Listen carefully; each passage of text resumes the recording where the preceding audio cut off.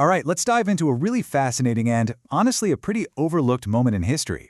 We're going to talk about a time when a secret society basically tried to rebuild the soul of the world, only to find itself fighting a war on two fronts.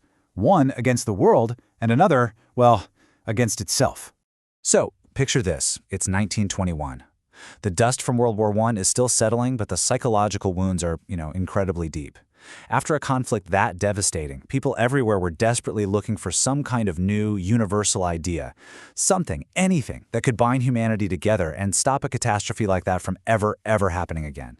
And right into that moment of searching, this hugely ambitious project is born, the International Masonic Association, or the A.M.I.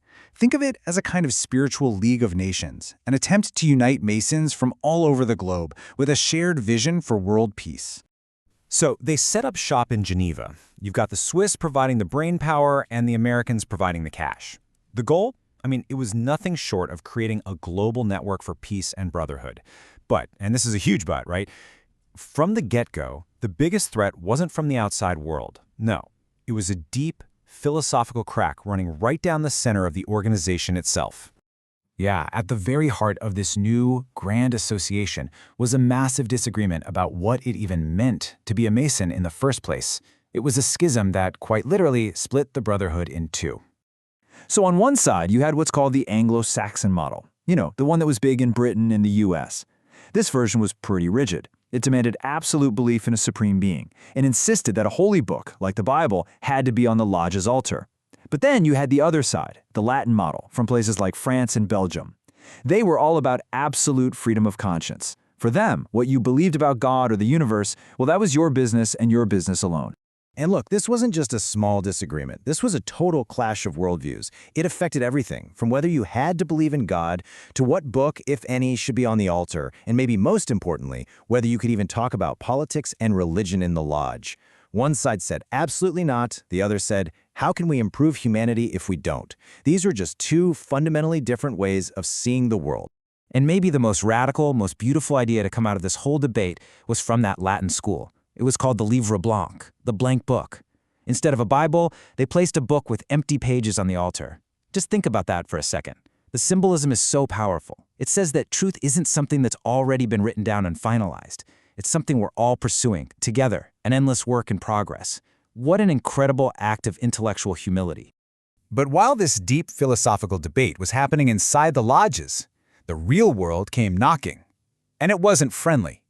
This internal argument about symbols and ideas was about to crash head-on into the brutal reality of politics, turning abstract concepts into a very real struggle for survival. See, in Italy, Freemasonry had this heroic past. Groups inspired by Masonry, like the famous Carbonari, were central to the fight to unify the country back in the 19th century. These guys were revolutionaries, fighting against foreign occupiers and oppressive regimes.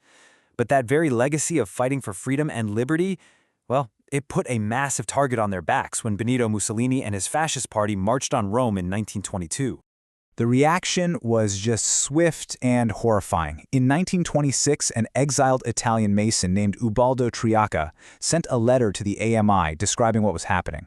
He called it a regime of absolute terror, characterized by assassinations in the streets, raids on homes, and arson. You see, the fascists didn't just want to debate Masonic ideas, they wanted to wipe them off the face of the earth, throwing respected men like General Capello in prison just for being a Mason.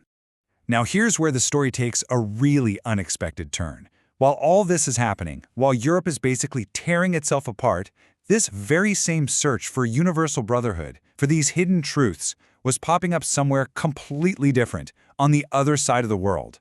It turns out, this kind of esoteric quest wasn't just a Western thing, not by a long shot. Take a look at this number, 30 million. Just let that sink in for a moment. What could that possibly be? Well, that was the estimated membership of a single Chinese secret society, the TNT, or the Heaven and Earth Society, back in the 19th century. 30 million. And when you look at the rituals, the similarities between Western Masonry and groups like the TNT are, well, they're mind-blowing. Both saw the number 3 as sacred. Both used these complex secret signs to recognize each other. Both had these intense, elaborate initiation ceremonies with symbolic trials and passing under arches of swords. It really makes you wonder, right? Are these universal ideas that just bubble up in human culture totally independent of each other? And that internal conflict wasn't just between the Anglo and Latin worlds. A very similar fight was going down up in Scandinavia, and it was captured perfectly by two competing symbols. You had the Swedish Rite, which was all about the cross. It was explicitly Christian, dogmatic, and then challenging them was the Polstjärnan, or the pole star. They used the star as their symbol to represent universal reason and that cosmic command, let there be light. Same fight, different symbols. So you've got to be asking, with all these internal fires burning and this massive external threat growing, how in the world did the A.M.I. even try to keep this dream of a universal brotherhood alive? The answer, well, it was a constant, fragile, diplomatic tightrope walk. And their crowning achievement really was the Belgrade Peace Congress in 1926. They actually called it the Locarno of Freemasonry, tying it directly to a famous European peace treaty. And here, they got serious. They stopped arguing about internal stuff and looked outward. They attacked the myth of pure race, they called out aggressive nationalism as the real enemy of peace, and they started talking openly about creating a United States of Europe. They even predicted that the next big wars would be fought over economics, and they set up committees to try and solve those problems before they started. And this wasn't just them talking to themselves in a room. This was real. The Congress got official recognition from King Alexander I of Yugoslavia, and even the president of the League of Nations Assembly. I mean, for a brief, shining moment, it looked like this secret society actually had a real seat at the world's table. Which kind of brings us to the big question at the end of all this. The Masons of the 1920s, they were up against fascism, nationalism, and their own profound disagreements. They were trying to build this grand universal temple for all of humanity, but they kept getting bogged down arguing over the blueprints. And it really leaves you wondering, in a world that seems to just keep building walls, can any group, secret or not, actually build a truly universal home?